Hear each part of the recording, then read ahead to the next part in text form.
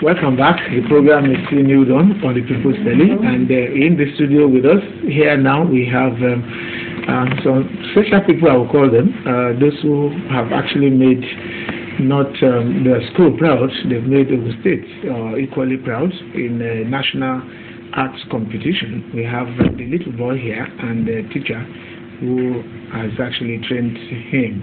Okay, let me first introduce them before I ask Ola Williams to also welcome them. First, the teacher in charge is Mr. Olusegun Adeniyi, the art teacher of Baptist Boys High School, Shaje, Abeokuta. Okay, Shaje, Abeokuta. Okay, Shaje. Do we have Isale Shaje? No, later. Because in Abeokuta you either have Okay, but this one is Okay Shaje. Just Okay Shaje. Okay, you are most welcome. Yes, sir. And also with us on the set this morning is Tomiwa and Kola.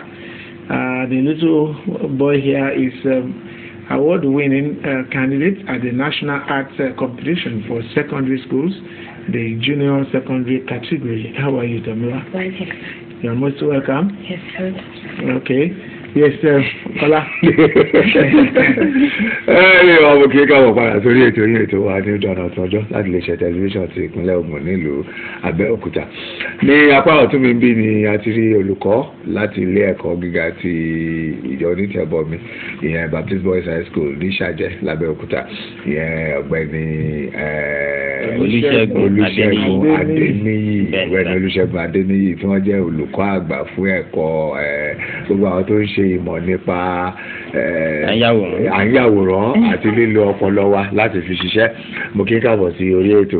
Bákan náà ni mo kí ọ̀gbẹ́ni wa yẹ kí n bọ award winner kí n bọ lọ́wọ́ dáadáa. So that you too can. Kémi náà lè bẹ́ẹ̀ ni kí n lè ṣe dáadáa kémi náà gbà mí ẹ̀yẹ lórí ọ̀rọ̀ bóyá kìíní ṣe wàá kọ́ mi ní wọ́n yẹn ń kọ́ bọ́jẹ́ yí àwọn àwòrán yìí. I've just been looking at the tender fingers that this is the hand that because I could see the painting there. Okay. Done by him, abi? Yes, sir. Is that his entry for the? This is his entry. We actually made 3 entries from our school, that is BBHS, Abeokuta, the mission part, and one of them emerged the winner at the national art competition organized by the CHEVRON, NNPC CHEVRON, in partnership with Federal Ministry of Education, and it was huge. And for the fact that we are the only school from Ogun State that was represented at the final, I felt very proud, and I'm so proud of my boy. And for me, he has done the state very proud, even the school, and I'm sure the likes of former President Olusegun Adeniyi will be so proud of him, and the former governor too. Wait! Don't bring this. We went to.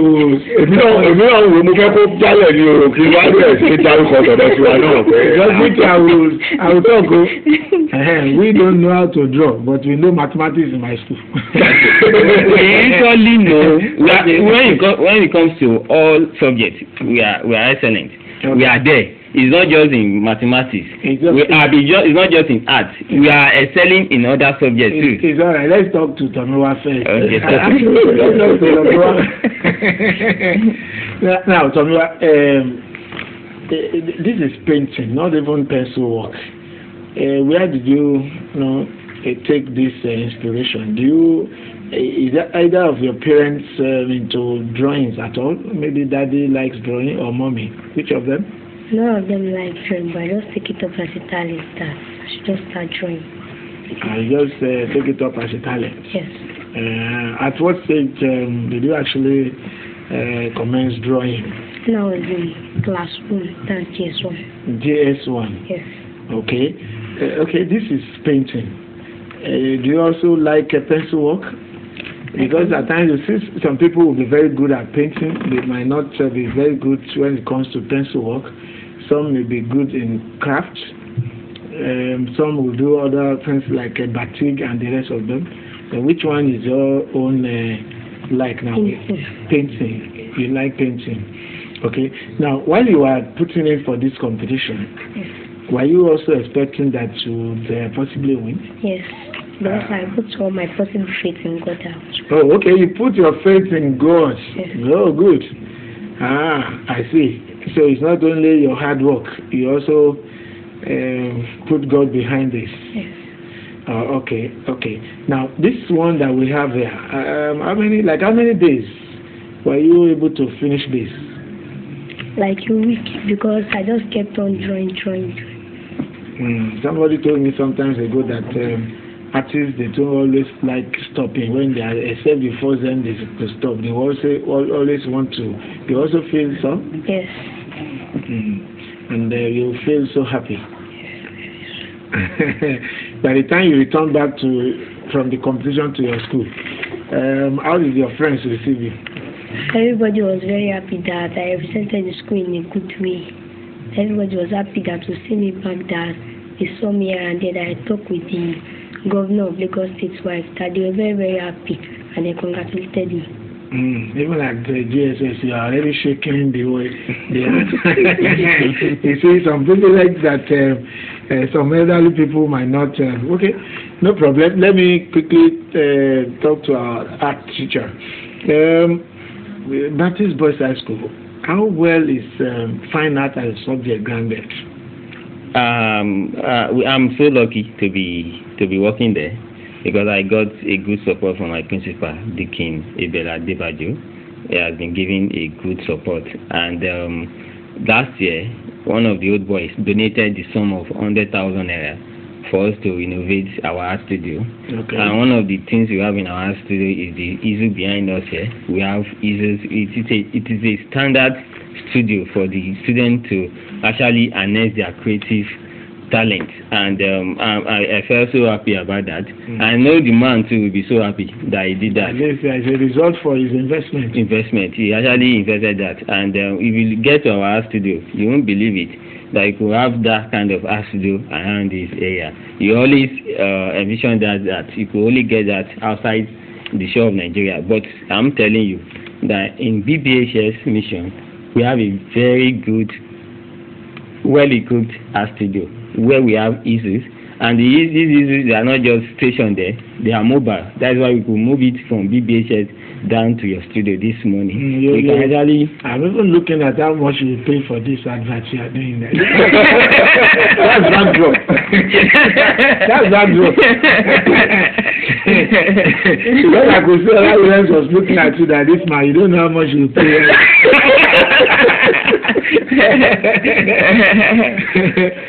And I want to say thank you to OGTV for giving us this platform to actually showcase this talent. And I know, do you know what you are doing? You are just inspire someone watching this program, a child somewhere watching this program will like, okay, one day that talent, I'm going to work at it and develop it to something that could win me a laurel or an award somewhere. I'm so happy about that. Thank you so much. Okay. All right. Africa náà dá sí torí pé wọ́n ní eégún tó bá pidán mọ́ níwọ̀n ọba ló ń pidán pẹ́, àmọ́ eégún kan wà tó bá pidán pẹ́ ló máa ń pidán láti gbà yìí. Irú eégún bẹ́ẹ̀ làwọn eégún tá a gbé wá ní òwúrọ̀ yìí. Láti mission school, ilé ẹ̀kọ́ ti aládàáni tó jẹ́ ti ìjọba, tó jẹ́ ti Baptist ẹlẹ́sìn onítẹ̀bọmi ni wọ́n gba àmì ẹ̀yẹ àwòrán yíyà. Káfọ́ máa bẹ̀rẹ̀ láti ọ̀dọ̀ Tomiwa, àbí? Wàá sọ̀rọ̀ sókè o. Mo láti pè é lórúkọ yẹn torí pé orúkọ náà la fi máa pọ̀ bá aládé. Tí ò bá jẹ́ bẹ́ẹ̀ ṣe máa ní alàgbà Tomiwa. Torí ó ti gbẹ̀fún, ó ti ju àwọn ògbẹ̀fún, gbọ́dọ̀ ti gbẹ̀fún. Ó ti dọ̀bẹ̀ àmọ́ gẹ́gẹ́ bí ìṣe wa, ìmíṣájú wọ̀ lọ, àbí? Mo lẹ́tọ̀ọ́ láti pè é lórúkọ, àbí? Tomiwa, ká bẹ̀rẹ̀ níbẹ̀rẹ̀ pẹ̀pẹ̀. Ìgbà wo ló bẹ̀rẹ̀ sí ní ìwò wípé mo lẹ́bùn nípa yíyàwòrán? Ṣé ìgbà tó dé ilé ẹ̀kọ́ gíga ti girama ni àbò tí ìyá láti ilé ẹ̀kọ́ alákọ̀ọ́bẹ̀rẹ̀? Ilé ẹ̀kọ́ class 1 táwọn èèyàn pè ní JS1 ló ti bẹ̀rẹ̀ sí ní ya àwòrán. Ó kí ìyá tẹ́lẹ̀ gbà tó wà nílé ẹ̀kọ́ alákọ̀ọ́bẹ̀rẹ̀? Wọ́n á yà tẹ́lẹ̀ but mi ò tí mọ̀ yá dáadáa bí ti tẹ́lẹ̀ láti wá sí mi tó wọ JS1. JS1 ló bẹ̀rẹ̀ JS kí ló wà ń sìn. JS1. SS1 senior ló máa sọ̀rọ̀ bẹ́ẹ̀ wá máa béèrè lọ́wọ́ senior yẹn á bẹ́rí fún senior ni o senior Tomiwa ṣọ́ǹsà senior Tomiwa SS1 ni senior Tomiwa wà mi ò ètò yóò dẹ̀gbà láyè láti ní kí senior Tomiwa dúró kẹ́ ẹ wo bí wọ́n ṣe rí ṣé àwọn tó wà níbi bíi JS2 JS3 wọn fi chance senior Tomiwa ìdèrè ó dàbí pé ó tẹ̀ wọ́n bá lọ senior Tomiwa ẹ̀rọ bóyá bíi JS1 lọ́wọ́ ni o àṣẹ SS1 ní jí senior Tomiwa wà ok láti JS1 lẹ ti bẹ̀rẹ̀ sí ní ìyá títí dé SS1 lẹ wá forúkọ lẹ̀ fún ìdíje JS3 ok JS3 lẹ forúkọ lẹ̀ lẹ submit iṣẹ́ fún díje yìí but SS1 ni àbájáde ẹ̀ jáde ìyẹn ni pé ẹ ti wà lẹ́nu kínní yìí náà ó ti pẹ́ díẹ̀ ok ẹ jẹ́ kí n béèrè àwọn kankan kí ni àwọn nǹkan tó jẹ́ nǹkan bí ìwúrí fún yín tẹ́ fi wò ó pé èmi náà máa kópa nínú kínní yìí ṣé kìí ṣe àwọn olùkọ́ wa bíi Abọ̀dáṣẹ́gun ni wọ́n tì yín lẹ́yìn pé ṣé àmọ́ àdọ́gbọ́n ti ṣe. no ìgbà tẹ́mi náà wò pé ìgbà tí everybody àwọn èèyàn wọn máa gba award tí àwọn máa pè wọ́n láti lórí TV orí rédíò pé wàá gba award èmi náà wò pé èmi náà lè ṣe kínní pé kémi náà try èmi náà wò pé pẹ̀lú àtìlẹyìn Ọlọ́run àti àtìlẹyìn àwọn òbí mi àti tíjà mi pé èmi náà máa try ṣe. bẹ́ẹ̀ ṣe fi award yìí lẹ̀ bẹ́ẹ̀ ṣe fi ránṣẹ́ nìyẹn ẹ̀ẹ́dẹ̀ mọ̀yàn lọ́hùn ó dá yín lójú kí yé bóyá ẹ ti mọ ọ̀gá kan tó jẹ́ bíi olùbẹ̀wò pé òkè Tomiwa ló lélẹ́yìí a máa tọ́jú ẹ̀ àṣàgbà a máa dọ́gbọ́n sí tó fi máa gòkè ó dá ẹ ká bèèrè lọ́dọ̀ olùkọ́ wa ìyá alàgbà Ṣẹ́gun látìgbà tí Tomiwa ti bẹ̀rẹ̀ àwọn nǹkan wo lẹ rí lára ẹ̀ tẹ́ fi lérò wípé ó ṣeé ṣe lọ́jọ́ iwájú Tomiwa ó lè gba ẹ̀bùn lórí yíya àwòrán.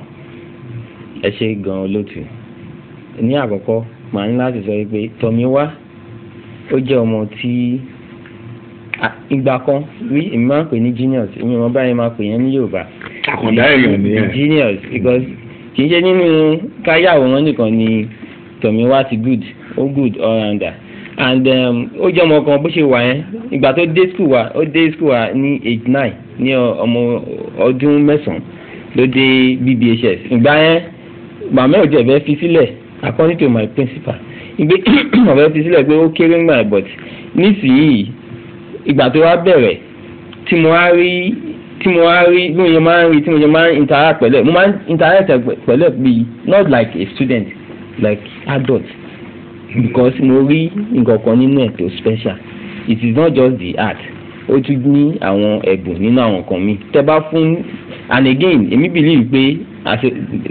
gẹ́gẹ́ bí olùkọ́ a ní láti máa fún àwọn ọmọ yìí ní platform tó ń lè pè é ayé láti express nǹkan tí wọ́n ní ó ti yẹn láti and again that is how to build leadership in them so it's not pé kò ń ṣe nítorí pé ó yàwòrán nìkan ni mo ṣe ní interest náà and other things because tá a bá fún àwọn ọmọ yìí láàyè a lè bring out the best in them inú mi dẹ̀ dùn wípé láti gbà láti bẹ̀rẹ̀ tèmi àti ẹ ti bẹ̀rẹ̀ in fact mo máa ń ṣiṣẹ́ nínú studio tó bá wà pẹ̀lú mi kò tó máa ń wá sí studio dáadáa níbi break time màá sọ pé Tomiwa kí ni kí n ṣe sí kíní ó dẹ̀ máa kọ̀ sọ̀rọ̀ èmi náà kọ̀ click wow it makes sense màá dẹ̀ apply ẹ̀ táwọn èmi bá dẹ̀ rán dẹ̀ appreciate ẹ̀ máa kọ̀ rẹ́rìn pé tó máa appreciate àrà ọ̀gbẹ́ Tomiwa náà ní influence nínú iṣẹ́ yìí wọ́n mọ̀ but mo kàn ní láti sọ̀rọ̀ láàárọ̀ because mo lè dúpẹ́ lọ́wọ́ Ọlọ́run pé at the end of the day ó lè win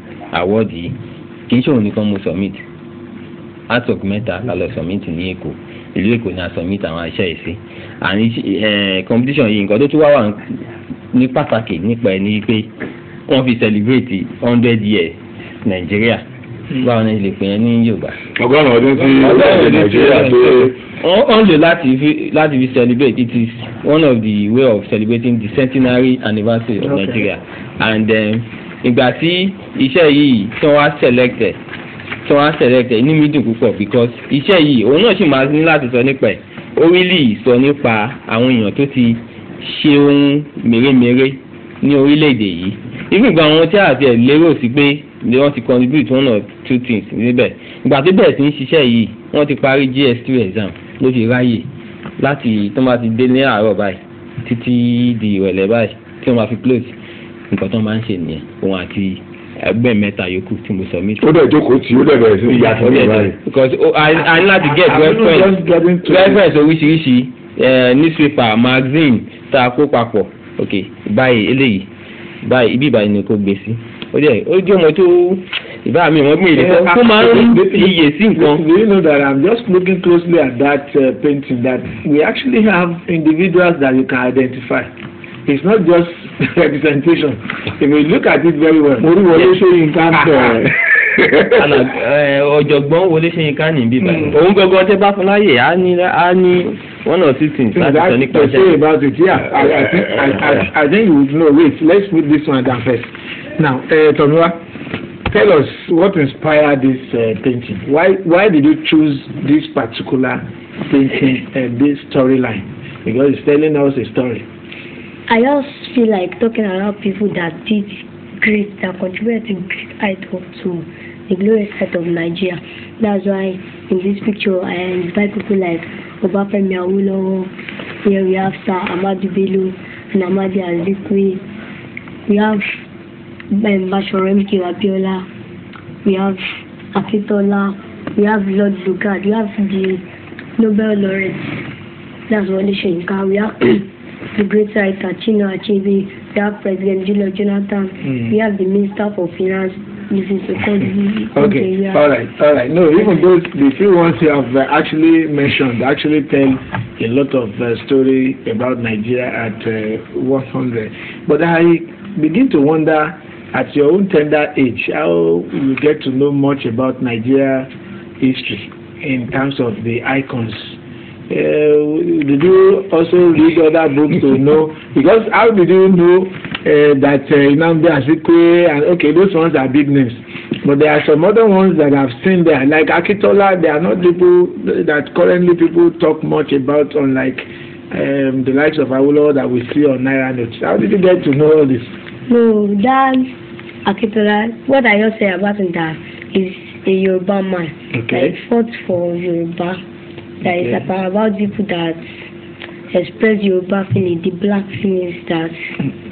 But that's just fine. This is serious. Okay, this is the you can hold your certificate. This is the certificate of achievement. Okay, presented to Anyokola Tomiwa Ridwan. Okay, now you have done painting. Most times when people are gifted in creative things like this, they can do so many things. You are from Anyokola family. That means your family, they are drummers. Yes. Can you also beat the drum? Have you tried that before? Yes. You have tried the drum before. Which particular type? That Gong. Yes. Okay, maybe by the time you'll be coming back here, you'll be telling us about your achievement.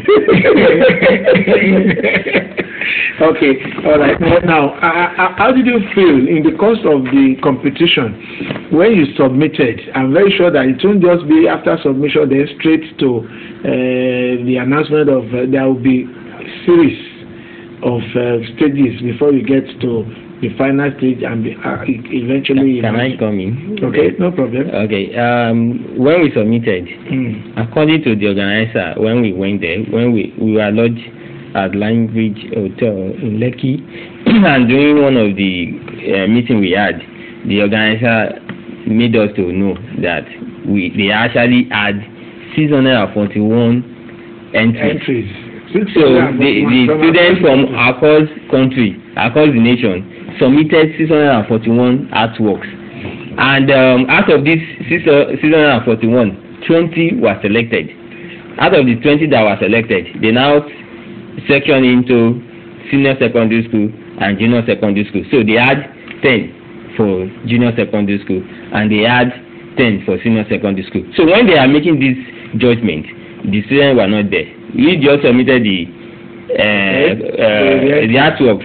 But what we are made to understand too was that they have a representative of the Federal Ministry of Education and some artists from African Art Foundation and some of the officials from CHEVRON. So those are the people that actually judge the work. So they are professionals among the people that are judges, and even the people from Federal Ministry of Education too. I want to believe that these are the people that are into the arts education section. Yes, they just some. So out of 641, we had 20 winners.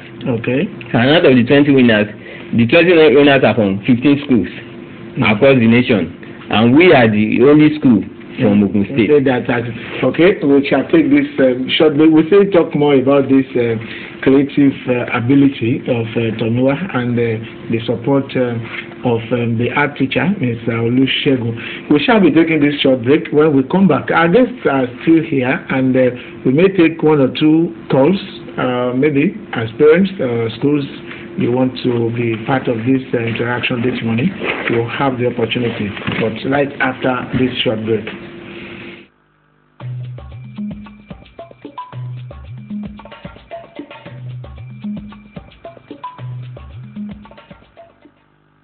Kí gbogbo wa ní ìpínlẹ̀ Ògùn, mo wá ń tún fi àsìkò yìí dúpẹ́ ní pé ẹ jẹ́ ìpè wa wípé kí gbogbo wa jáde ká lọ gba ìwé tá a máa fi dìbò sí àwọn ètò onídìbò INEC tí wọ́n ń ṣe lọ́wọ́lọ́wọ́ báyìí. Àmọ́ ṣá ti wá rí wípé ètò tó kún ìwé ìdìbò alálòpẹ́ sáǹpé ní permanent voters card tí wọ́n ń pín lọ́wọ́ yìí, ètò yẹn ó kù díẹ̀ sí àtò. Àdẹ̀tí wá kàn sí àwọn ilé-iṣẹ́ olùdìbò wípé ètò yìí kù díẹ̀ sí àtò. Àwọn èèyàn wa wọ́n lálà sí wọn rí àwọn ike ìdìbò yìí gbà wípé àfikún fi ọjọ́ kún ọjọ́ tí a fẹ́ fi ṣe ètò yìí. Inú mi wá dùn wípé àwọn elétò ìdìbò INEC wọ́n ti fi ọjọ́ kún báyìí. Ní ọjọ́ ajé òun lọ́wọ́ máa ní ètò yìí ló máa parí. Mo wá ń fàsìkò yìí lọ́wọ́ wípé ẹjọ́ kí gbogbo wa jáde dáadáa ká lọ gba ìwé ìdìbò wa o. Ṣé ẹ rí ẹni tó bá débẹ̀ tó jẹ́ pé ó rí orúkọ ẹ̀ kọ́ sọ pé káàdì ò tíì sí, ẹ jẹ́ ká ní sùúrù. Wọ́n ti sọ fún wa wípé wọ́n ń kó àwọn káàdì wá látàbújá ni. Tá a bá tiẹ̀ parí ètò tán, ìwọ̀nba àwa tó bá kù tó jẹ́ wípé àti rí káàdì wa gbà tórúkọ wa wà ń bẹ̀, jẹ́ káwa fọkànbalẹ̀. Káàdì wa á dé, àwa lọ gbà ní local government ní ìgbà àbá tó súnmọ́ wa jù, ìdílé kú tó bá jẹ́ local government tá à ń gbé ìbẹ̀ láti máa lọ gbà o. Ṣé wá rà wá tá àti ẹ̀rọ orúkọ wa ń bẹ̀ rárá, àbí tó jẹ́ pé àti ẹ̀sí ìdìbò yìí, àbí tó jẹ́ pé àti ẹ̀fọ́ ọmọ ọdún méjìdínlógún ni tá a wá fẹ́ forúkọ lẹ̀ tó bá wá ti di jọ́ Wednesday,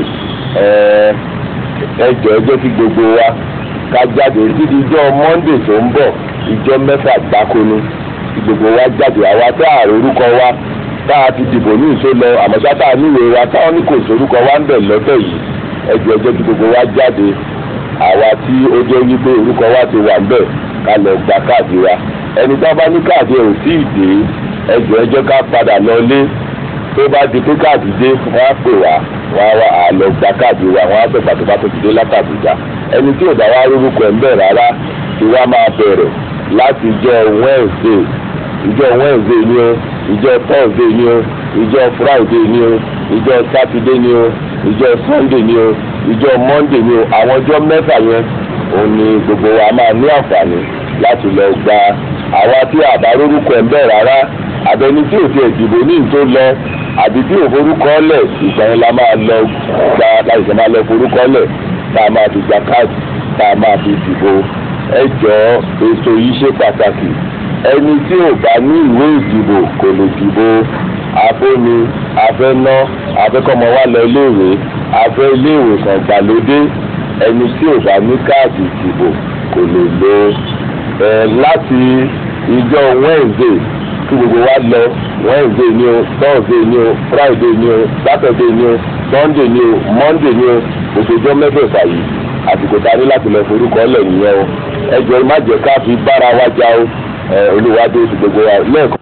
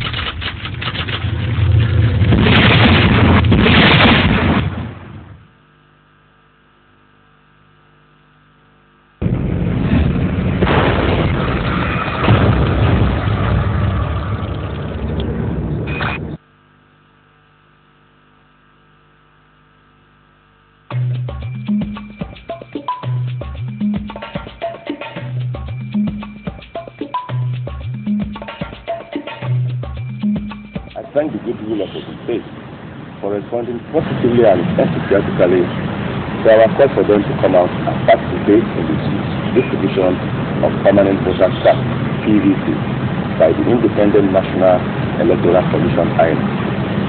We, however, noted and observed the various challenges encountered across the state since the beginning of the exercise.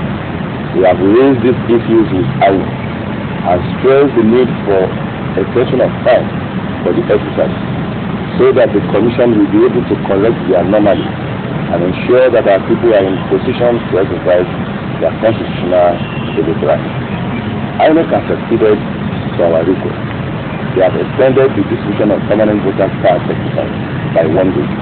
This means the exercise will now end Monday, 10th November 2014. I therefore appeal to all the residents of Ogun State to utilize the opportunity provided by the extra day granted by INEC. We should all go out to our respective polling units to collect our permanent voter cards.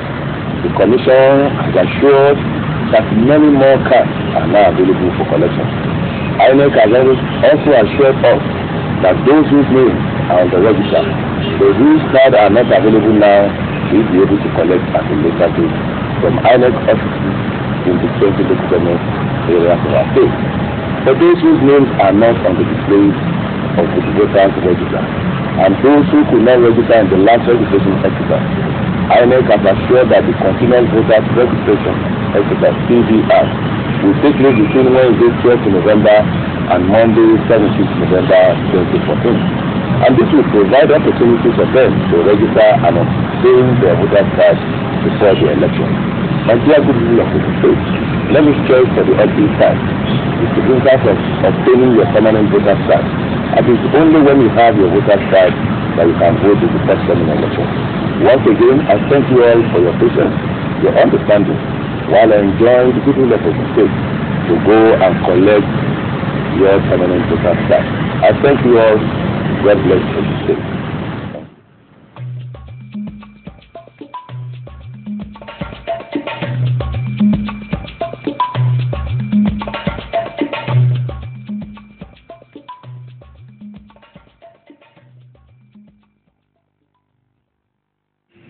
You're welcome back. The program is moved on, and our guests are still in the house.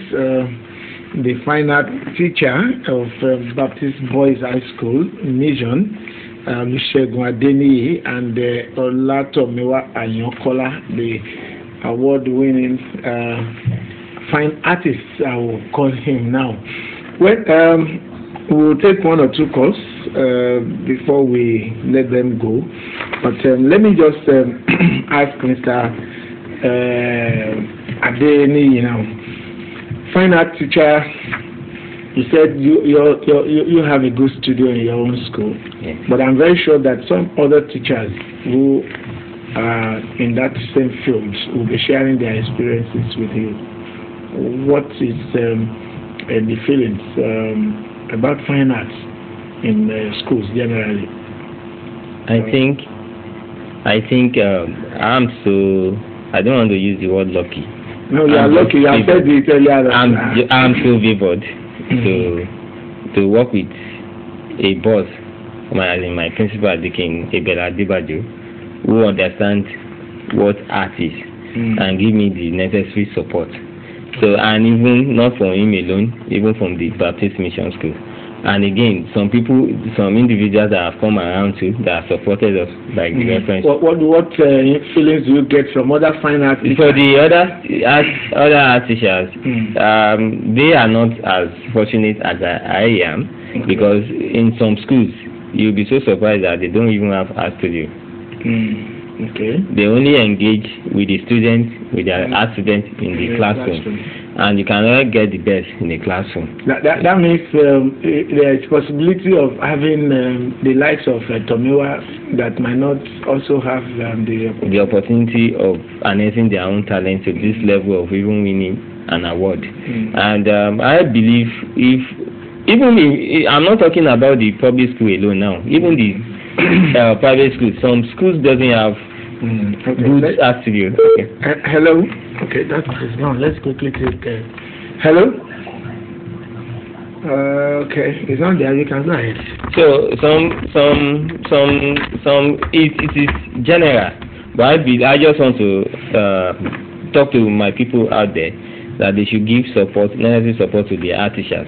They should encourage them, because if you give them necessary support, they can help our students. Hello, good morning. Yeah, your name and where are you calling from? This is CHEVRON from Shadye. Oh, okay. I want to congratulate Tomiwa for this wonderful achievement, and I'm proud of him as an old boy of the business, and I'm very sure that all those things are also proud of him. I want to congratulate him. I should keep glad by. All right. Teacher, I'm sorry. It's an old student. That's understand. It's an old student. Okay, thank you, Mr. Ogudele. Thank you. Oyedele, sorry. It's an old student, and it's just we call it basking this. Sorry, sir. I have to say that even the BBHS have their own award. The school. The school. This is for the school. Okay, from CHEVRON for supporting art and for being part of the competition, for winning at the competition. So this is their award. Before Ola will take his own final take on you, let me ask my own final question from Tomiwa. What will you say to your friends out there that perhaps don't see competitions like this as something they should be part of? I'd like to tell them that anything they are doing, they should put their possible best, and they should put their trust in God.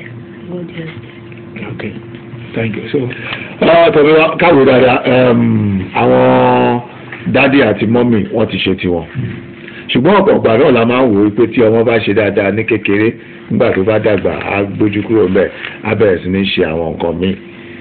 Kí ni èròǹgbà ẹ fún ọjọ́ iwájú pàápàá jùlọ lórí iṣẹ́ ọnà? Nǹkan tí mo fẹ́ jù. Lórí iṣẹ́ ọnà àbúkàn mú ní àyàbá àwọn iṣẹ́ míì wà tó pọ̀ rẹpẹtẹ torí mo bèrè lọ́wọ́ tíṣà èkó tó ti pa bọ́ sórí ètò yìí wọ́n ní ọ̀pọ̀lọpọ̀ àwọn nǹkan ló máa ń sábà ṣe pé ọ̀nà ó kàn pẹ̀lú ni pé àwọn nǹkan míì ṣé ọ̀nà yìí gangan ló fẹ́ mú lòkùnkúndùn àbúkànṣe kan fẹ́ fi ọ̀nà ṣe lára ẹ̀ṣá àwọn nǹkan míì ṣì wà. Lówó wà ní ara beeline tí mo fẹ́ follow. Okay. Ó contradict mọ́ iṣẹ́ tí mo fẹ́ ṣe. Okay. Ó contribute mọ́ iṣẹ́ tó fẹ́ ṣe ìyẹn ni pé iṣẹ́ ọ̀nà yìí gbọ́dọ̀ pẹ̀lú. Kí làwọn kan tó wá rí pé ó dáa máa ń jẹ́ bí ohun ìdíwọ́ tó pọ̀ fáwọn ọmọ kéékèèké mi? Àwọn kéékèèké mi ignorance. Àìmọ̀ nǹkan. Àwọn ọmọ nǹkan àti wọn ní opportunity láti lọ sí school. Nínú wọn erépá ti pọ̀ jù. Wọn ní fẹ́ jókòó láti ronú. Nǹkan tó máa ń kó bá àwọn kékeré. Ṣé láyé àti wọ́n mi gbà ẹ́ láyè dáadáa ńlé láti ṣe kínní? Wọ́n máa ń fún ẹ láyè títí ẹ. Alàgbà Ṣẹ́gun tí a bá wò dáadáa ọmọ yìí òun nìkan kọ́ lọmọ tó wà níléèwé. Tá a bá wo àwọn òṣìṣẹ́ tó jẹ́ pé àwọn akọ́ṣẹ́mọṣẹ́ pàápàá jùlọ àwọn olùkọ́ tó mọ̀ nípa iṣẹ́ ọnà, kí ni ó yẹ kó jẹ́ ojúṣe wọn láti lè rí irú ọ̀pọ̀lọpọ̀ irú àwọn èèyàn bíi Tomiwa láti mú wọn jáde? Torí mo bèrè lọ́wọ́ Tomiwa ó nígbà tóun bẹ̀rẹ̀ kínní ìgbà tóun wọnú ilé ẹ̀kọ́ gíga girama SS1 ni ọpọlọ òun ṣẹ̀ṣẹ̀ ṣí sórí ọ̀rọ̀ ọ̀nà. Ọ̀pọ̀lọpọ̀ àwọn ọmọ yìí náà dẹ̀ ti bẹ̀rẹ̀ ńgbà míì láti ilé ẹ̀kọ́ alákọ̀ọ́bẹ̀rẹ̀ ṣùgbọ́n ńgbà tó máa dé girama wọ́n á gbàgbé ẹ̀ torí wọn ò ní rólùkọ́ tó yẹ kó mú wọn.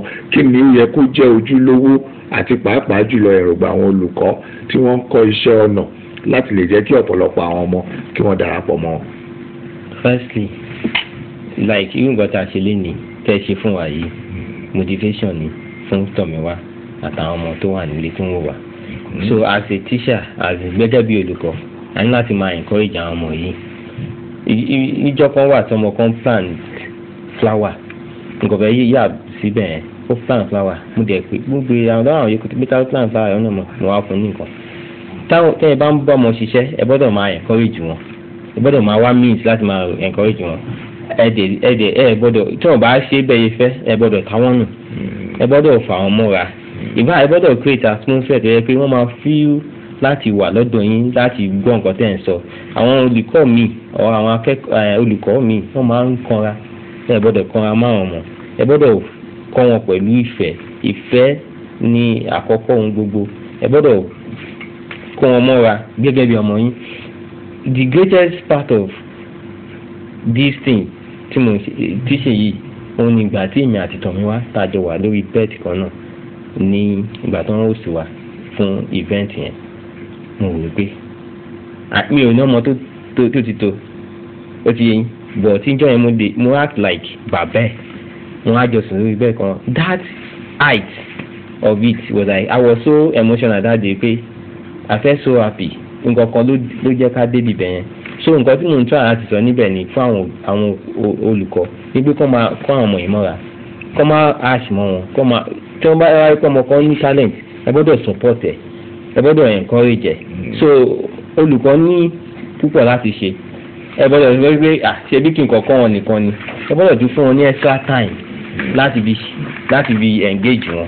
Nǹkan tí mo ní fáwọn. ó lórí pé mo yọ̀ǹda ẹ jẹ́ kí n béèrè kan ni pé ọ̀pọ̀lọpọ̀ àwọn olùkọ́ sáyẹ́ǹsì bóyá ó fẹ́ kọ́ nípa ìmọ̀ nípa ọ̀rọ̀ ajílẹ̀ kan ọ̀rọ̀ nípa ètò ìlera health pé bọ̀bọ̀ yẹn ó good gan medical clinic kan ló fẹ́ lọ ṣe tàbí ó fẹ́ ṣe engineering àwọn olùkọ́ máa ń jára mọ́ yẹn gan bọ̀dé wá bọ́ sọ́rọ̀ láti máa gbé àti kẹ̀ àní kó lọ sí engineer kó lọ bí.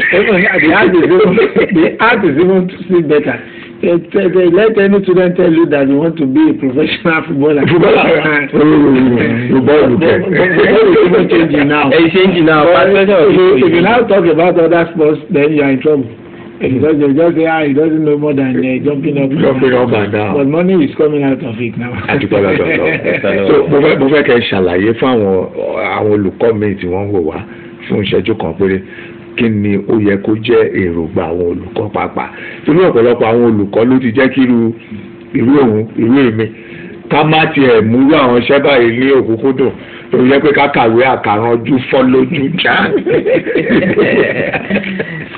Ó máa yà yín lẹ́nu tí n bá sọ fún yín pé even government the federal government wọ́n ti realize the mistake yìí wọ́n wá introduce ní 2012 thereabout wọ́n introduce 35 trade subjects sí school.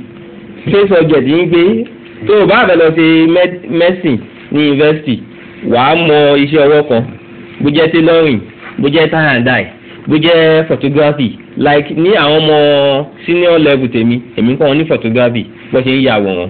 So government gan ti realize pé ìgbà táwọn ọmọ yìí ò ní tẹ́ encourage iṣẹ́ ọwọ́ tí wọ́n bá ṣe tán tí wọ́n tètè rí admission kí ni wọ́n fẹ́ fall back to tí wọ́n bá ṣe tán gan as a graduate tí wọ́n ríṣẹ́ kí ni wọ́n fẹ́ ṣe.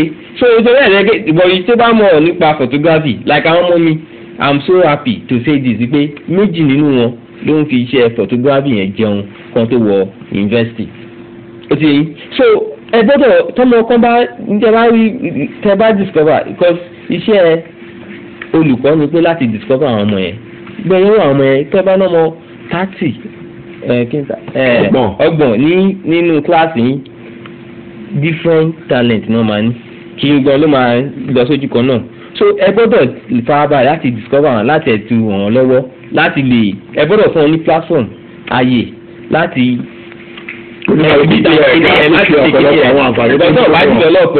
ó kàn máa dá ẹ̀ ní ìjọba kẹ́ plant àwọn ọmọ yìí wọ́n dàbí seed tẹ́ bá plant ẹ̀ tẹ́ ẹ̀ nọ́ṣọ̀ ẹ̀ tó ṣe ń gò yẹn ó máa kú ni even gan talent àti yìí náà ó ń kú ẹ̀mọ́yé èèyàn tó even Picasso sọ pé all child artists the problem is to remain an artist when they grow up.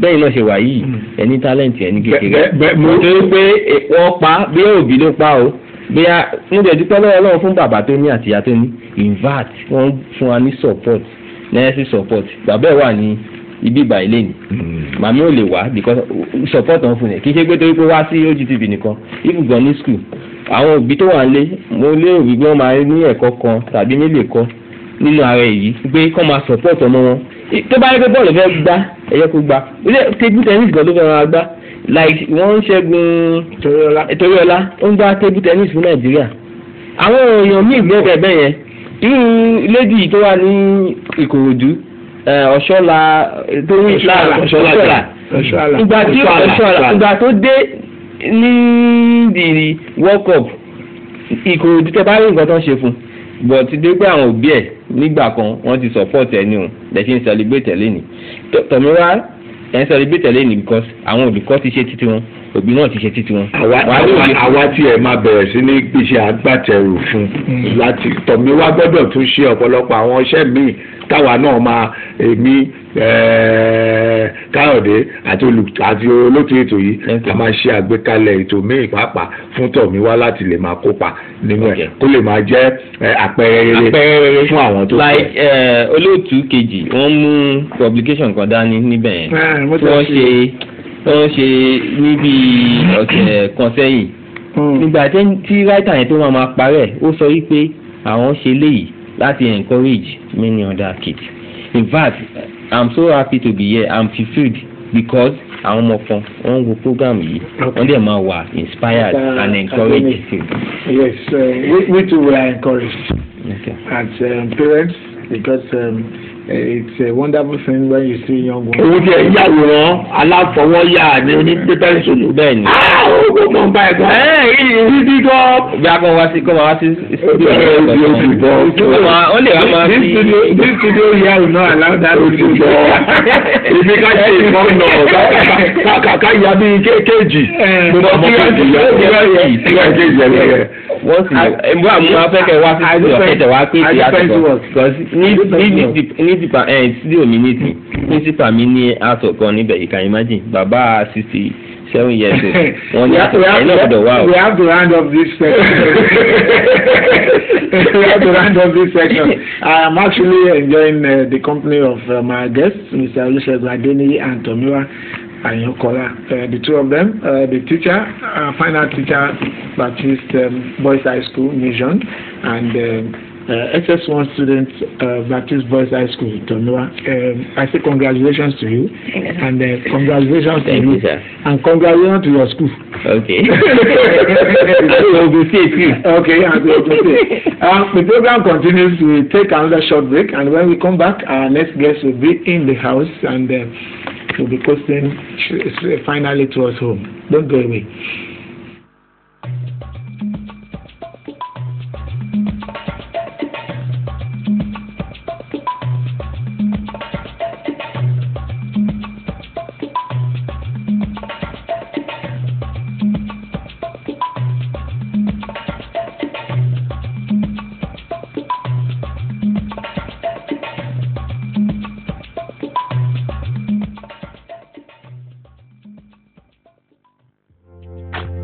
The issuance of the permanent voter card has been extended by 1 day in Ogun State by the Independent National Electoral Commission.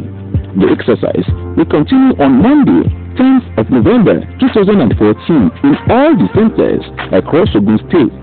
Permanent voter card, your right to choose your leaders.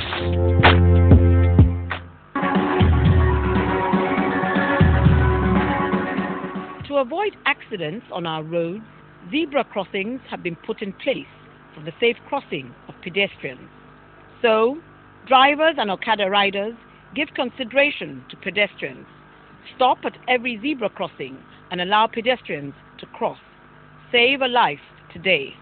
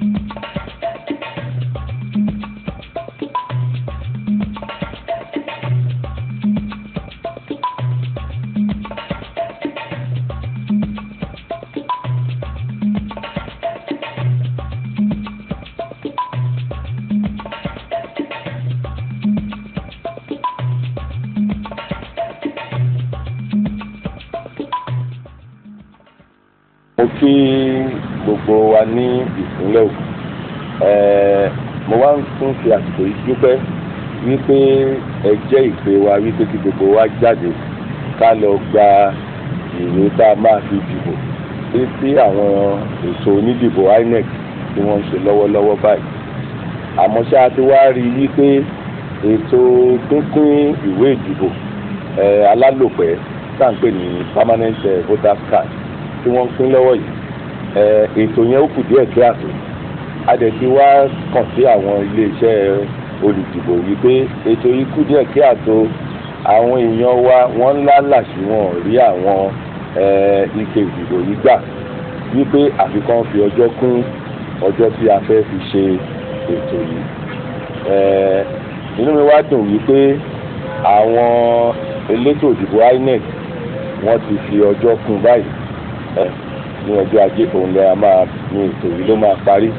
Wọ́n wá fàsìkò yìí rọ̀ wá wípé ẹ jọ̀ọ́ jẹ́ kí gbogbo wa jáde dáadáa ká lọ gba ìwé ìdìbò wa o.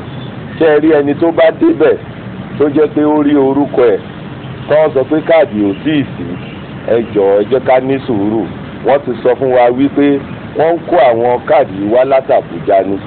Tá a bá tiẹ̀ parí ètò tán, ìwọ̀nba àwa tó bá kù tó jẹ́ wípé a ti rí káàdì wa gbà tórúkọ wa wà ńbẹ̀, ẹ jẹ́ káwa fọkànbalẹ̀. Káàdì wa á dé, àwa lọ gbà ní local government ní ibi tá a bá tó súnmọ́ wa jù. Ibi lókù tó bá jẹ́ local government tá à ń gbé ibẹ̀ láti máa lọ gbà o. Ṣé wàá rà wá tá àti ẹ̀wà orúkọ wa ń bẹ̀ rárá, àbí tó jẹ́ pé àti ẹ̀ sí ìdìbò yìí, àbí tó jẹ́ pé àṣẹ ìpọ́nmọ ọdún 18 ni tá a wá fẹ́ forúkọ lẹ̀ tó bá wá ti di jọ Wednesday, ẹ jọ̀ọ́ ẹ jẹ́ kí gbogbo wa ká jáde títí jọ Monday tó ń bọ̀, ìjọ 6 gbáko ni kí gbogbo wa jáde. Àwa tá a rí orúkọ wa tá a ti dìbò ní ìṣó lọ, àmọ́ ṣá tá a níwèé wa táwọn ní kò sórúkọ wa ń bẹ̀ lọ́tẹ̀ yìí, ẹ jọ̀ọ́ ẹ jẹ́ kí gbogbo wa jáde. Àwa tí ó jẹ́ wípé orúkọ wa ti wà ń bẹ̀ ká lọ gba káàdì wa.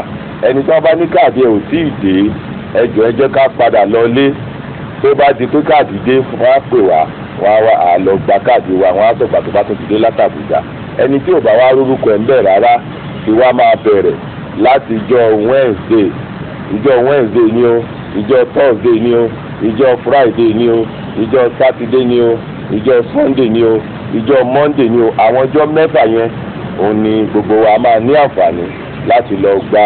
Àwa tí a bá rórúkọ ẹ̀ ń bẹ̀ rárá, àbẹni tí ò tiẹ̀ dìbò ní ìtó lọ, àbí tí ò forúkọ lẹ̀, ìgbà yẹn la máa lọ gba láti ṣe máa lọ forúkọ lẹ̀ tá a máa fi gba káàdì tá a máa fi dìbò.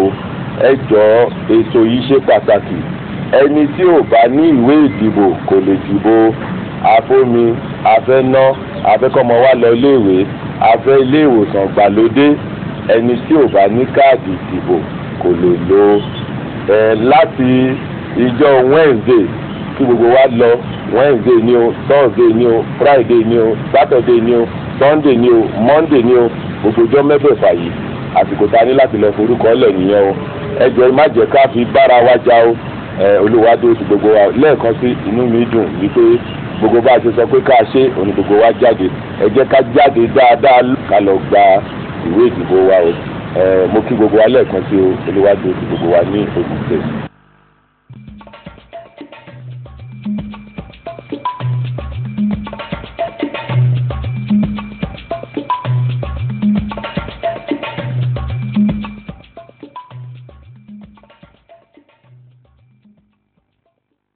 Welcome back. The program is still new on the People's Tele OGTV here in Abeokuta. We are already having another guest in the house, and today we shall be looking at prison congestion, the way out. Our guest this morning is the coordinator of prison rehabilitation and law-abiding organization, PRALAG. That's the short name for that. And we have Akiwumi Olayemi in the studio with us this morning. Hello, Mr. Olayemi. Good morning, sir. You are most welcome. Yes, sir. Thank you. I don't know whether Ola will want to also welcome you. Ọ̀gbẹ́ni Akiwumi Olayemi àjọ wà lórí ètò yìí níjẹjọ ni a ti ṣàlàyé pé lágbára Ọlọ́run àti gbogbo wọn wá ní ọ̀sẹ̀ yìí ìdíje tí wọ́n fi wà bí ní òní. Ọ̀pọ̀lọpọ̀ àwọn nǹkan tí wọ́n gbé ṣe nígbà tí wọ́n wà ní ilé ìtọ́jú àwọn èèyàn mi ò pe bẹ́ẹ̀ lọ́gbà ẹ̀wọ̀n ilé ìtọ́jú àwọn èèyàn torí kò sẹ́ni tó bá lọ bẹ́ẹ̀. people are actually kept behind. They keep them behind. Adájọ́ wọn ni kò tọ́jú èèyàn síbẹ̀ ni kí ló ìwé ẹ̀wọ̀n.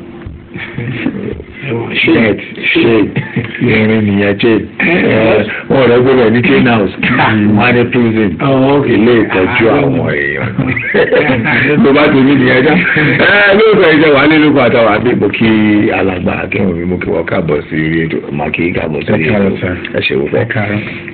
Gẹ́gẹ́ bí a ṣe bá ọ̀rọ̀ dé nígbà tá a bẹ̀rẹ̀ ní ìjẹjọ kí làwọn ohun tí ẹ rò wípé ilẹ̀ Nàìjíríà pàápàá jùlọ ìpínlẹ̀ Ògùn bí a lè gbé ṣe láti lè rí i pé àwọn tí wọ́n wá sí yàrá àtọ́jú àwọn èèyàn yẹn wọ́n dínkù náà ọ̀pọ̀ tó mọ́ ṣe tó mọ́ torí tá a bá wò ó bẹ́ẹ̀ máa ń kún ó máa ń kún ni ọ̀pọ̀lọpọ̀ àdẹ̀dẹ̀ á ní ẹ̀wọ̀n ò mọ́wọ́ òun ò mẹ́sẹ̀ ló máa ń gbé òun débẹ̀ kí lẹ́rù bá lè ṣe.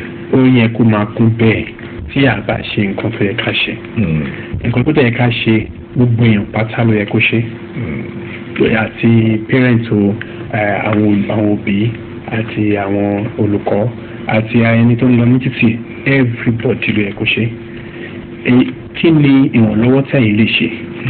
Ẹ má sọ wípé ọmọ mi lélẹ̀ ẹbí mi lélẹ̀ ìyàwó mi lélẹ̀ ọmọ ọlọ́mọ yẹn ẹ ràn lọ́wọ́ because ẹ bá ràn ọmọ yẹn lọ́wọ́ nǹkan tó yẹ kẹ́ ẹ sọ fún nǹkan tó ń ní lọ́kàn àbí peer group tó ṣẹ̀fẹ̀ máa manipulate òun kò ní jẹ́ kó ṣe àti ní because a rí pé àìmọ̀ kan ó máa pẹ̀lú nǹkan tó máa ń jẹ́ kéèyàn dẹ́wọ̀n tó bá dé court ní pé kó fẹ́ máa lọ sí ọgbà ẹ̀wọ̀n and tó wáyé pé mo mú ilé awádà pé kó rìn one time àti wáyé pé mo mú ilé ń jẹta ní ìbámu mi ò mọ̀ pé lè tún lè gbìyànjú ọgbà ẹ̀wọ̀n so and a gbọ́dọ̀ máa ràn ara wa lọ́wọ́ ṣé ẹni tí bí ń pa ẹ má wò pé bóyá ìyá ẹ̀ ní òfin lóúnjẹ ẹ jẹ́ ká fún lóúnjẹ ẹni tí kò mọ̀ ẹ jẹ́ ká gbà kan ló wá ń sọ wípé ọmọ ẹnìkan ló ń tọ́mọ wípé ìgbà èèyàn ló ojú kan ló ń tọ́mọ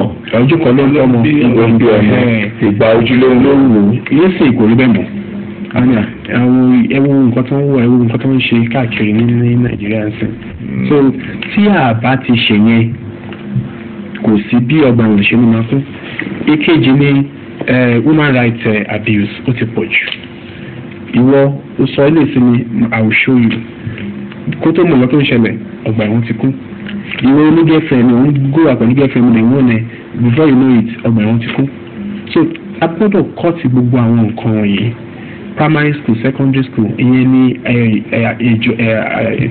àjọ wa fẹ́ máa ṣe báyìí wípé tàbá ní ká sọ wípé kò sí nǹkan tó kàn wá pẹ̀lú primary school á mọ nǹkan tó ń ṣẹlẹ̀ lẹ́wọ̀n á mọ gbogbo àwọn èèyàn tó ti ṣubú sínú ẹ̀wọ̀n so then ìkẹta tàbí kẹrin ni pé tí àwọn èèyàn tó bá ti ń kúrò lẹ́wọ̀n á gbọ́dọ̀ máa sọ wípé ṣèbí ex president ni ṣèbí ó ti lọ sẹ́wọ̀n má pè wọ́n lẹ́wọ̀n because kò sẹ́ni tí ó in fact tó bá yẹ pé ọlọ́pàá wọ́n wà equipped láti ṣe nǹkan tó ń ṣe ni àti wọ́n fẹ́ sọ pé lórí tó bá 90% of àwa tá a pera wa ní tí a kì í ṣe lẹ́wọ̀n tó yẹ ká lọ sẹ́wọ̀n nítorí almost 100% ló ń ṣe ẹ̀ṣẹ̀ tó ń gbìyànjú ẹ̀wọ̀n ní Nàìjíríà yìí ní tabaníkàwò. ẹgbẹ́ wọn wá gbé ẹlẹ́wọ̀n kalẹ̀ kí wọ́n káwọ̀ lè máa wò pé ẹlẹ́wọ̀n kò sí ẹni tó mọ́ everybody ló ń ṣe nǹkan àbí kejì tó ń gbìyànjú ọgbà ẹ̀wọ̀n èmi yìí ti ṣe rí láì mọ ìgbà mo ti ṣe dáadáa mo ti gba nǹkan lọ́wọ́ èèyàn tí mo sọ sínú ilé tí mo mọ̀ pé ó lè gbìyànjú ọgbà ẹ̀wọ̀n mo ti ra nǹkan tó ṣìpù rí ẹ̀ẹ́dẹ̀ mọ̀ wípé ẹlòmíì ti ra blackberry tó jẹ́ pé nǹkan tó gbé dọ́gbà ẹ̀wọ̀n nìyẹn tó bá jẹ́ pé ẹni tó mú jí blackberry tó bá jẹ́ pé ó rọ̀b ni èmi náà mo ti rọ̀b nìyẹn tó bá jẹ́ pé ó kọ́ ìrìnà máa ń jí ni ibi 3 years or 4 years ti ń dúró dé mi pé mo ra nǹkan tó ṣìp mo rí pé akíní yìí ṣìp jẹ́ kí n ra so kò sí èèyàn kan ẹ̀ẹ́dẹ̀ máa wò gbogbo wa là ń wá opportunity gbogbo wa là ń wá pé mo fẹ́ ra nǹkan tó ṣìp gbogbo so ó pọ̀. Okay. Even this scenario you painted, that even about 90% of those of us who even see ourselves as free, ordinarily will have been in prison for lack of knowledge of what education. Now, if the situation is that pathetic, then what do we do? What do we do to educate people? Particularly avoiding things that you mentioned some of these things just now, and how do we go about it? Because truly, the prisons are congested, and many people are just there innocently. You ask them, and you see that very flimsy things. Actually, how do we educate our people? Where do we start from, and how do we go about it? We have 3 major areas that we need to look at. Okay. When we talk about poverty, poverty is presently the main major problem, because you're seeing a lot of people. They don't want to go into all this problem. They don't want to go to this crime. Even if you say crime, a lot of them don't want to go there. But when the stomach is empty and you are pushed to the wall, the next thing is that's the last option. If legal works are not available, the illegal works are there. So, but at the same time, when you and I come together, if you see someone that you are prone to go into crime, then you see in what area you can help that person. The number 2 is ignorance. The issue of ignorance is also there, because I've seen a lot of people. We've seen a lot of even adults. Let's not talk about youth. We've seen someone who is a parent that does not know what it needs to be done when issues happen. You see a lot of them will say, I will beat you. Even if I wound you, I will stand by you. And you don't know. A moment you push this person, you don't know what internal thing is battling with. A moment you push that person, he just fall down and died. So then you now say, if I had known. There are a lot of issues. There are a lot of things people don't know. So that is why we want to bridge that gap of information gap. We want to bridge it. We want to come to the society. We don't want to limit it. We want to go to churches, to mosques. We want to go to primary school, secondary school. We want to have a kind of a group initiative. We've been to Akomoron. There are lots of issues that happened among them that they don't know how to handle it. So the information gap, we want to do something about it. And we want to do a kind of empowerment. Because if these people, they are vulnerable people to committing crime. So what if we are not doing it? If we are not empowering them, then what we believe is you help others to help yourself. If you want to help yourself, you want to help your family, you help these people. Because if you don't help them, if you are saying it is my wife, it is my daughter, it's my son, then you are creating an enemy for your own sons and daughters. Because I didn't train my my children to be heartless. I didn't train them to be a criminal. But this girl, this boy, that's children outside. The way they are being brought up, they are brought up in a kind of they are trained in a heartless way. When they don't have anything in mind in the stomach, so they can begin to misbehave. Yes, but we'll still come back to the core prison congestions and way out. But let me ask you, why in Nigeria the downtrodden always get into prison, while the rich is always difficult to get them convicted? Do we have 2 separate laws operating in here? A man stole a goat and he got 3 years. Another one stole several millions and walking free. Let's not even go to stealing millions. There is something I learned in prison. I discovered that the prison is created for poor people. Because if you have your money, even if you continue in crime, you can pay for justice. You come to realize that even the rich, they go into crime, but at a point you won't see them in prison. At a point when they were arrested, I don't know how things they know how to manipulate things. So there is always a kind of, we have to stand up for the poor too, because that is why the Constitution, it has a way of, it has 2 edges. Like if it arrests you here, it can also set you free somewhere else. So you can pay for if you have the money. You can pay for legal services. Definitely you. As you are saying it, I could see Ola. It was knocking. Nothing and knocking. He knows that. Well, I won't tell you the kind of crime that he. Crime. Give me tomorrow. That's defamation. Defamation, people. Sorry, it's not crime I want to use. Creative. Ọ̀dàgbà àtúndínlẹ́kọ̀ọ́ ẹ̀jẹ̀ ká wo kìíní yìí. Kí ni àwọn ìgbésẹ̀ tẹ́ fẹ́ gbé láìpẹ́ láì jìnnà kí ètò yìí kó lè bẹ̀rẹ̀ pàápàá jùlọ ṣe díẹ̀ bẹ́ẹ̀ lè ṣe gbogbo ẹ̀tọ́ torí mọ̀ wípé ọ̀pọ̀lọpọ̀ àwọn èèyàn tí wọ́n ń wò wá nílé pàápàá làwọn náà ń gbégbèsè béèyàn kan dẹ̀ ṣe ń gbégbèsè lèèyàn kan ló tún ń dàgbèsè yẹn náà ló tún ń dàrú àwọn ètò wo lẹ fẹ́ gbé gẹ́gẹ́ bí àjọ tiyín láti lè rí pé ìwà àbàjẹ́ lílọ sọ́gbà ẹ̀wọ̀n ó kásẹ̀ lẹ́díẹ̀. A ní nǹkan tó pọ̀ gan-an àdẹ̀yà rí pé kì í ṣe nǹkan tí a lè dá ṣe àti ní àwọn èèyàn jàǹkànjàǹkàn nílùú láti jẹ́ pé kán support wa.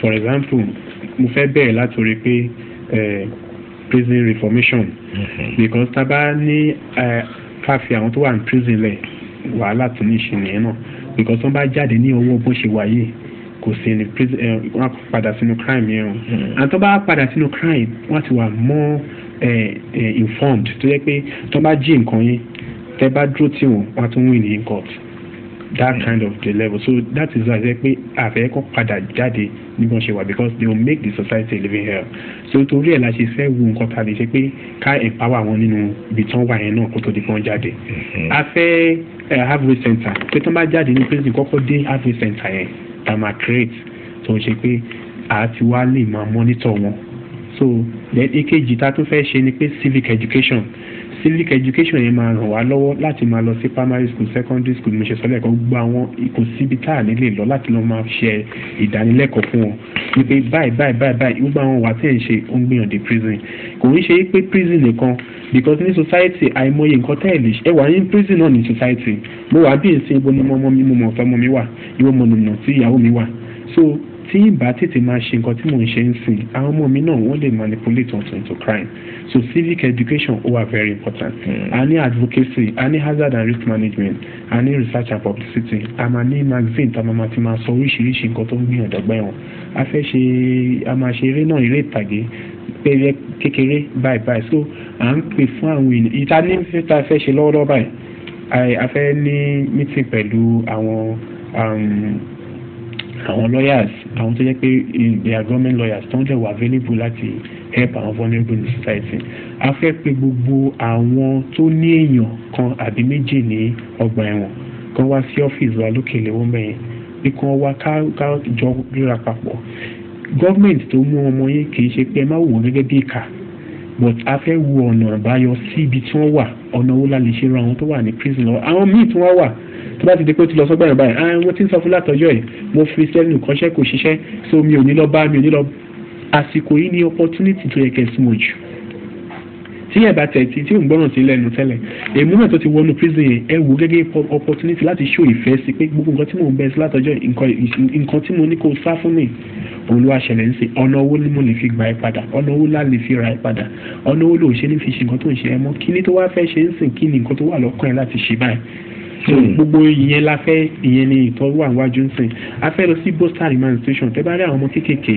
wọ́n tẹ̀ ti rò pé ó ti tán fáwọn ayé àwọn ti bàjẹ́ àwọn ọmọ kéékèèké báyìí ní 10 years ayé wọn ò lè dá mọ́ àfẹ́sọ̀ fún yín pé kò rí bẹ́ẹ̀ ẹ má sọ pé kò lè dá fún yín mọ́ àwọn ọmọ 10 years 11 years ẹ mọ kéèyàn wọn fẹ́ wọn fojú wò pé ọmọ mi kò tí wá wà níbi kan tí wọ́n refine sí pé wọ́n ní ó ṣẹ̀ so àwọn ọmọ yẹn ń sìn future wọn ó wà very important ó wà àti ní system tó máa dá wọn sílẹ̀ tó bá yá so àsìkò yìí la fẹ́ rí gẹ́gẹ́ bí society ẹ jẹ́ ká pawọ́ pọ̀ ní òde dáṣe tí máa ní kí n wò pọ́ǹsì tó bá wà lọ́wọ́ mi kí tó ṣe lé ojoojúmọ́ tí àwọn èèyàn bá ń dé prison dé court máa ń rí ọba tó wá ní ó mọ̀ pé nǹkan báyìí tó lè dé prison nǹkan kan báyìí ó máa ní ìbànújẹ́ wípé bóyá nítorí mi ò tí ì jáde ní ẹni tó ṣe wá padà wá bá mi prison so torí ẹ̀ mo ṣe fẹ́ wò pé ẹ má jẹ́ kí n dúró dìgbà tó jẹ́ pé ìgbà tí mo bá lówó kí n tó ṣe ìwọ̀nba £1 £2 tí gọ́ọ̀mẹ̀ntì fún mi yẹn náà mo ti rí àwọn tó jẹ́ pé the same like my náà ní ẹ jẹ́ ká jọ pawọ́pọ̀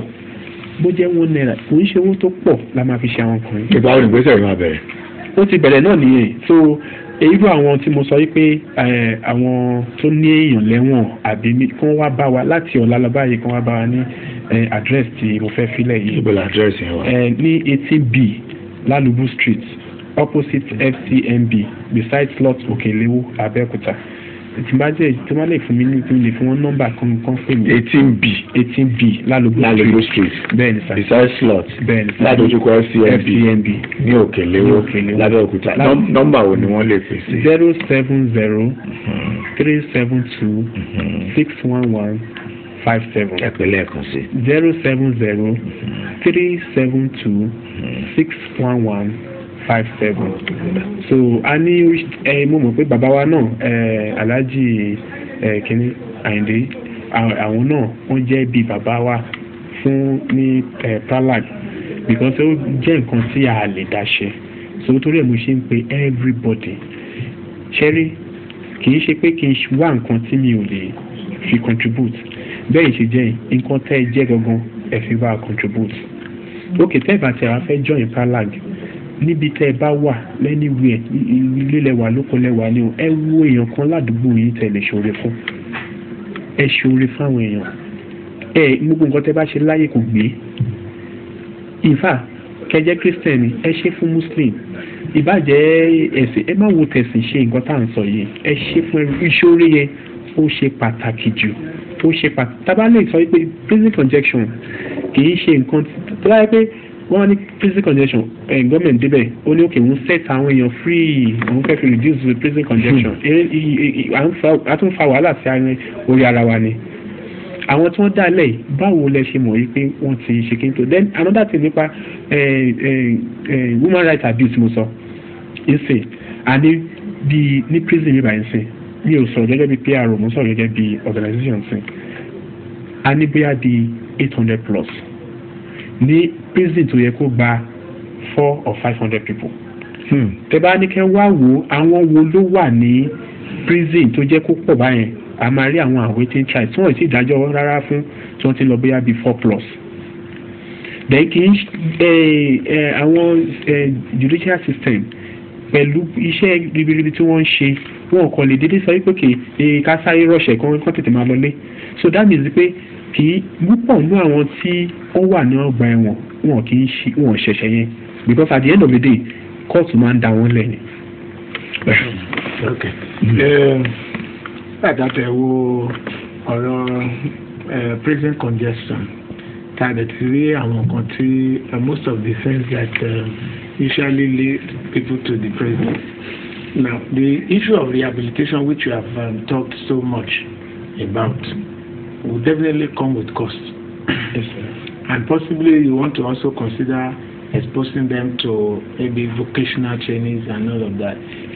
Do you have something in common with maybe government or private agencies that will assist in doing we in fact, this is what we we need to go out and at least seek for partnership.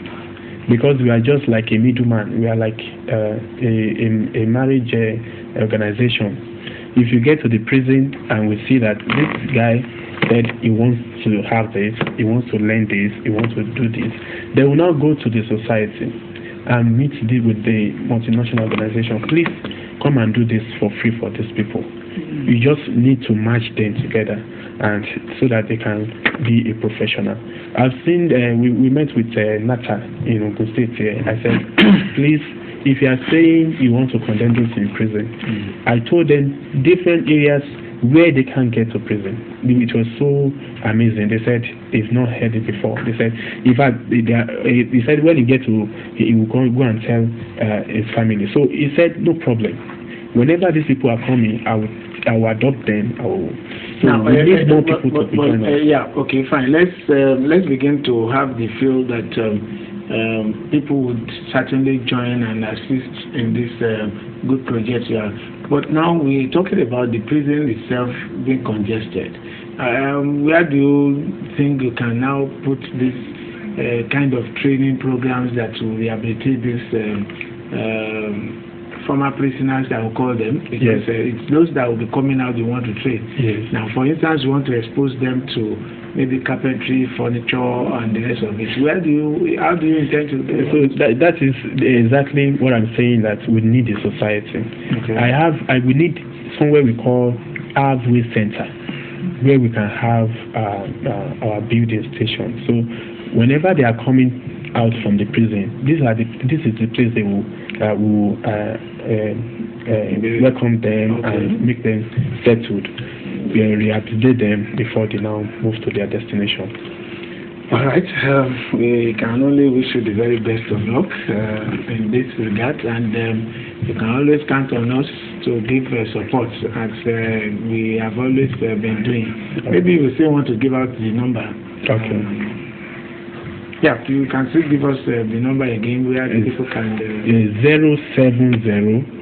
070-372-61157. All right, that's the number where you can get Mr. Akiwumi Olayemi, and that is where we are going to draw the curtain. We want to thank you for coming on the program. Thank you. We wish you the very best in your chosen line of assisting the society. Yes, we say thank you for being part of the show today. We enjoy your company, and if you enjoy as we say, you join us again next Monday. However, the magazine program runs from Monday through Friday, and the set of presenters will be here tomorrow on this program, so you join us on OGTV. And from me, I say bye-bye. Hola. tó ẹyọ wa kò sí tó máa níbẹ̀rẹ̀ tí ò ní lópin ibi tá a bá yàrá ètò ìjẹ́rìí lágbára Ọlọ́run tó bá ti lọ́la ẹ̀ka darapọ̀ mọ́ àwọn ẹ̀kọ́ tí wọ́n á mú ètò ìwá sójú ẹ̀rọ amóhùnmáwòrán wa títí ìgbà méjì àti máa láǹfààní láti pàdé ara wa wọn nífẹ̀ẹ́ lómi ìṣe yín wọn nífẹ̀ẹ́ lómi ìṣe àwa náà ó dìgbà.